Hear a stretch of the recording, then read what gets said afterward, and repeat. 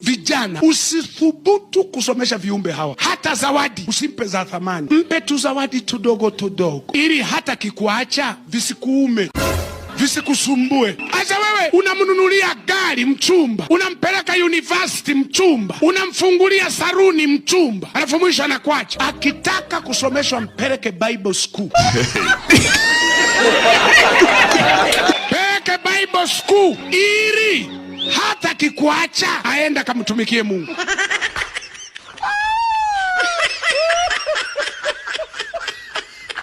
Kuliko unampa vitu vya gharama, unamsuka nywele za gharama. Huyo ni mtoto wa watu, hujakabidhiwa bado. Akitaka muoe ndio uanze kumpeleka. Unajua hawa vijana, nyinyi mabinti hamjui, kuna kipindi wanakaa meeting.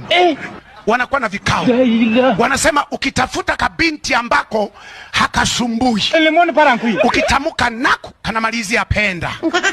Kwa hiyo wewe unaweza ukaona vijana wengi wanakufuatafuata, unasema I'm beautiful girl. Ina maana nyumbani kwako una kioo.